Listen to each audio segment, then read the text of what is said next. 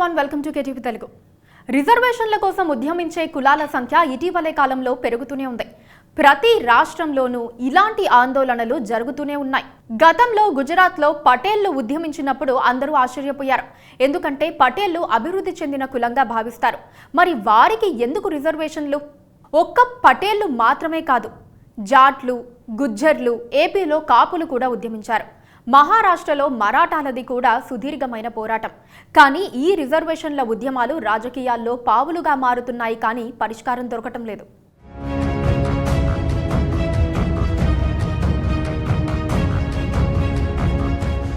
మహారాష్ట్రలో రాజకీయ మంటలు ఓ రేంజ్లో వస్తున్నాయి. మరాఠా కోటా పేరుతో అక్కడ రిజర్వేషన్ల ఉద్యమం ప్రారంభమైంది. చివరికి తెలంగాణ ఉద్యమం తరహాలో ప్రజా ప్రతినిధుల ఇళ్లపై దాడులు చేయటం ప్రారంభమైంది. మరాఠా ఉద్యమ నాయకుడు ఆమరణ దీక్ష కూడా ప్రారంభించారు.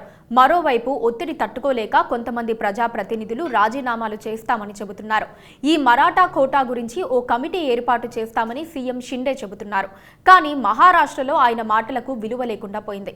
అసలు ఈ కోటా ఉద్యమం వెనక అతిపెద్ద రాజకీయం ఉందన్న వాదన వినిపిస్తోంది. మహారాష్ట్ర వాసులు అంటే అందరూ మరాఠీ మాతృభాషగా ఉంటుంది కాబట్టి అందరూ మరాఠీలే అనుకుంటారు. కానీ మహారాష్ట్ర వాసులందరూ బయట వారికి మరాఠీలు కావచ్చు, కానీ మహారాష్ట్రలో ప్రత్యేకంగా మరాఠా వర్గం ఉంది. అది ఓ కులం. వారిది అక్కడ అగ్రకులం. వారి జనాభా 32% వరకు ఉంటుంది. ఆర్థికంగా ఉన్నతమైన వర్గంగానే భావిస్తారు. కానీ ఈ వర్గం రిజర్వేషన్లను డిమాండ్ చేస్తూ వస్తోంది. దాంతో ప్రభుత్వాలు వీరికి ఉన్న బలం కారణంగా వారి డిమాండ్ను పరిశీలించక తప్పడం లేదు. 1950వ దశకం ప్రారంభంలో మరాఠా మహాసంఘ్, మరాఠా సేవా సంఘ్ ప్రభుత్వ ఉద్యోగాలు, విద్యా సంస్థల్లో రిజర్వేషన్ కోసం మొదటి పెద్ద ఆందోళనను నిర్వహించాయి. అప్పటి నుంచి రిజర్వేషన్ కోసం పోరాటం చేస్తూనే ఉన్నారు. అగ్రకులానికి చెందిన మరాఠాలను గుర్తించడానికి దేశంలోని పశ్చిమ ప్రాంతాల్లో వ్యవసాయ సంఘాలను కుంబీస్ అని పిలుస్తారు. శరద్ పవార్, విలాసరావు దేశ్ముఖ్లతో సహా పలువురు మాజీ ముఖ్యమంత్రులు మరాఠా రిజర్వేషన్లను సమర్థిస్తున్నారు. మరాఠా రిజర్వేషన్లు రాజకీయ అంశం అయిన తర్వాత మరాఠాలను ఓటు బ్యాంకుగా మార్చుకునేందుకు పార్టీలు రిజర్వేషన్ల హామీలు ఇస్తూ వచ్చాయి. 2014లో పృథ్వీరాజ్ చవాన్ నేతృత్వంలోని కాంగ్రెస్, నేషనలిస్ట్ కాంగ్రెస్ పార్టీ నేతృత్వంలోని ప్రభుత్వం జూన్ 25, 2014న మరాఠాలకు 16% ప్రభుత్వ ఉద్యోగాలు, 5% విద్యా సీట్లను రిజర్వ్ చేయాలని తీర్మానం చేశారు. తర్వాత బాంబే హైకోర్టు ఈ నిర్ణయంపై స్టే విధించింది. 2015 నాటికి మరాఠాలకు రిజర్వేషన్లను సమర్థించేందుకు బొంబాయి హైకోర్టుకు అదనపు సమాచారాన్ని ప్రభుత్వం సమర్పించింది. దీంతో బాంబే హైకోర్టు మరాఠాలకు 16% రిజర్వేషన్ను ఆమోదించింది. అయితే దాన్ని 12 నుంచి 13% తగ్గించాలని సిఫారసు చేసింది. దీనిపై సుప్రీంకోర్టులో పిటిషన్లు దాఖలయ్యాయి. మార్చి 26, 2021న వరుసగా 10 రోజుల పాటు ఈ కేసును విచారించిన సుప్రీంకోర్టు తీర్పును రిజర్వ్ చేసి మే 5, 2021న మరాఠా రిజర్వేషన్ రాజ్యాంగ విరుద్ధమని ప్రకటించి దానిని కొట్టివేసింది. బాంబే హైకోర్టు మరాఠాలకు రిజర్వేషన్లు కల్పించడంతో సుదీర్ఘ న్యాయస్థానం మరాఠా యుద్ధం ముగిసిందని అనుకున్నారు. కానీ సుప్రీంకోర్టు కొట్టివేయడంతో పరిస్థితి మళ్లీ మొదటికొచ్చింది. రాజకీయంగా మరాఠాలు ఎన్సీపీ, కాంగ్రెస్, శివసేనకు మద్దతుగా ఉంటాయి. బీజేపీకి పెద్దగా మద్దతుండదు. ప్రస్తుతం మహారాష్ట్రలో ఉన్న రాజకీయ పరిస్థితుల కారణంగా ఈ ఉద్యమం ఊహించనంతగా పెరుగుతోందని నమ్ముతున్నారు. ప్రస్తుతం మరాఠా కోటా ఉద్యమంతో మహారాష్ట్ర రగులుతోంది. విద్యా, ఉద్యోగాల్లో మరాఠాలకు రిజర్వేషన్లు కల్పించాలని ఆందోళనకారులు రాష్ట్ర వ్యాప్తంగా నిరసనలు చేపడుతున్నారు. జాతీయ రహదారులు, రైల్వే ట్రాకులను దిగ్బంధించారు. పలుచోట్ల ప్రభుత్వ, బీజేపీ కార్యాలయాలకు నిప్పు పెట్టారు. రిజర్వేషన్ల అంశంపై ప్రత్యేక చట్టం చేయాలని డిమాండ్ చేస్తూ వివిధ రాజకీయ పార్టీలకు చెందిన మరాఠా ఎమ్మెల్యేలు ఏకమయ్యారు. పరిస్థితి చేయి దాటిపోయే పరిస్థితి రావడంతో మరాఠవాడా ప్రాంతంలోని మరాఠాలకు కుంభీకుల సర్టిఫికేట్స్ జారీ చేయాలంటూ హైకోర్టు రిటైర్డ్ న్యాయమూర్తి సందీప్ షిండే కమిటీ ఇచ్చిన నివేదికకు మహారాష్ట్ర సర్కార్ మంగళవారం ఆమోదం తెలిపింది. కుంభీకుల సర్టిఫికేట్స్ జారీ ప్రారంభిస్తామని అధికారికంగా ప్రకటించింది. రిజర్వేషన్లపై గతంలో తీసుకొచ్చిన చట్టాన్ని సుప్రీంకోర్టు కొట్టివేయడంతో మరాఠా కమ్యూనిటీ ప్రజలకు ప్రభుత్వం కుంభీ సర్టిఫికేట్లు ఇవ్వాలన్న డిమాండ్ తెరపైకి వచ్చింది.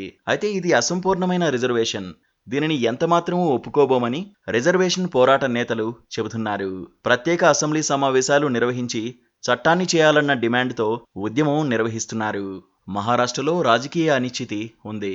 ఉద్యమకారులపై పోలీసులు కఠినంగా వ్యవహరించడం లేదు. బీజేపీ అక్కడ చేసిన రాజకీయంతో శివసేన కూటమి నుంచి బీజేపీ కూటమి చేతిలోకి అధికారం వచ్చింది. ఆ వెంటనే వచ్చిపడ్డ ఈ రిజర్వేషన్ల సమస్యతో బీజేపీ ఉక్కిరిబిక్కిరవుతోంది. మరాఠాలకు పూర్తిగా వ్యతిరేకంగా వెళ్లకూడదని ఫడ్నవీస్ ప్రయత్నిస్తున్నారు. మరాఠాల్లో బీజేపీ మద్దతుదారుల సంఖ్య ఎక్కువైనా వారిని పూర్తి వ్యతిరేకంగా చేసుకోవాలని అనుకోవడం లేదు. అదే సమయంలో మరాఠాలు మరింత ఎక్కువగా దూకుడుగా మారడం వల్ల ఇతర కులాలు, ముఖ్యంగా ఇతర వెనుకబడిన తరగతులు, షెడ్యూల్డ్ కులాలు బీజేపీ పట్ల సానుభూతి చూపే అవకాశం ఉంది. అందుకే ఉద్యమాన్ని సాగదీసేలా వ్యవహరిస్తున్నారన్న అభిప్రాయం ఉంది. ఓబీసీల్లోని కొన్ని కులాలు గత 2 ఏళ్లలో బీజేపీతో సంతోషంగా లేవు, కానీ మరాఠాలకు వ్యతిరేకంగా బీజేపీకి మద్దతుగా ఉండే అవకాశం ఉంది. మహారాష్ట్రలో మరాఠాయేతర హిందువులు 50% కంటే ఎక్కువగా ఉన్నారని, ప్రస్తుత పరిస్థితి వల్ల తమ పార్టీకి నష్టం జరగబోదని, గుజరాత్లో పటేల్ పాటీదార్ల ఆందోళనతో బీజేపీకి నష్టం ఏమీ జరగలేదని గుర్తు చేసుకుంటున్నారు. ఓవైపు ఇలా మరాఠా కోటా రచ్చ జరుగుతుండగానే గతంలో పార్టీ ఫిరాయించిన వ్యవహారంలో ఎమ్మెల్యేలపై అనర్హత వేటు అంశం తేల్చాల్సి ఉంది. దీనిపై సుప్రీంకోర్టు కూడా స్పీకర్కు పదే పదే గడువు నిర్ణయిస్తోంది. డిసెంబర్ చివరిలోపు నిర్ణయం తీసుకోవాలని ఇటీవల ఆదేశించింది. పార్టీ ఫిరాయింపుల నిరోధక చట్టం ప్రకారం అనర్హత వేటు పడుతుందన్న అభిప్రాయాలు ఉన్నాయి. దీంతో ప్రభుత్వం మనుగడ సాగించడం గగనం అవుతుంది. ఈ పరిణామాలన్నీ కలిసి లోక్సభతో పాటు అసెంబ్లీకి కూడా ఎన్నికలు నిర్వహించడానికి అనువైన పరిస్థితులు కల్పిస్తున్నాయన్న వాదన వినిపిస్తోంది. మామూలుగా అయితే మహారాష్ట్ర ఎన్నికలు వచ్చే ఏడాది అక్టోబర్లో జరగాల్సి ఉంది. కానీ రాజకీయ అనిశ్చితి కారణంగా పార్లమెంటుతో పాటే పెట్టేందుకు ప్లాన్లో భాగంగానే ఇవన్నీ జరుగుతున్నాయన్న అభిప్రాయాలు అక్కడి ప్రజల్లో వినిపిస్తోంది. మరాఠా రిజర్వేషన్ల అంశం దేశంలో ఉన్న ఎన్నో రిజర్వేషన్ల ఉద్యమాల్లాగే ఎప్పటికీ తేలదు. కానీ రాజకీయ మంటలు మాత్రం రేపుతూనే ఉంటాయి.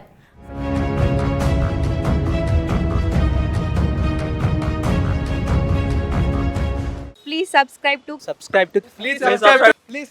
to KTV Telugu. KTV Telugu. KTV Telugu channel.